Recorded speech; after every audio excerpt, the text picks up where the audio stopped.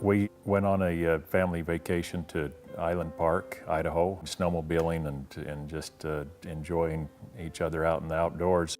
We stopped to have lunch for a while, and by then it started snowing a little bit, and there was a storm coming in, and I told them that we probably ought to leave, and we started heading up the ridge. And the farther up we got, the more foggy it got. We decided to turn back around and go back down into the canyon and go out a different way where it wasn't foggy. We hit this ditch that was like a V, and it was too steep to climb back out. We come up to this point where the river has melted the snow, where snow hasn't accumulated on it, and we had to side hill up around this hole.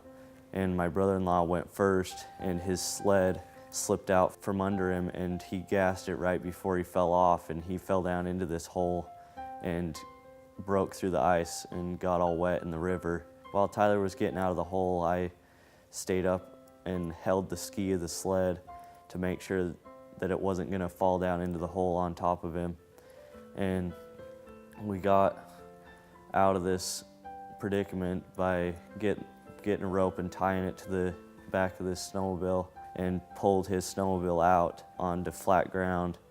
We were sitting there thinking about if we should stay or not, and then we just felt this calm feeling that we knew we should just stay the night and get to dig in our snow cave. I've been to a couple of Klondikes for scouting and knew how to dig a correct snow cave, so I told them to build a fire. And it was amazing how Kody took charge at that point, and his training in scouting, doing snow caves and winter survival set in.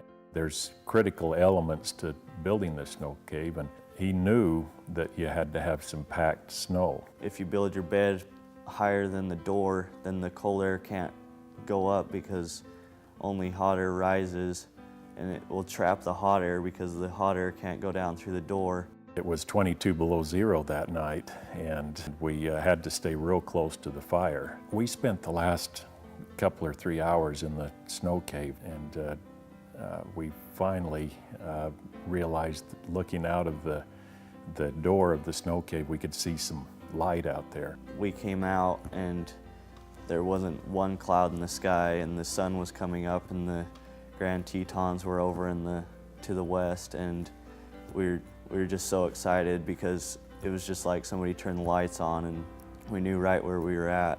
My niece Madison, she said a prayer that the search and rescue would find us, and about 10 minutes after that prayer, Tyler's mom called our family and told them that we just pulled into the parking lot on our snowmobiles and we were safe. Now Kody's a fairly humble kid, and he's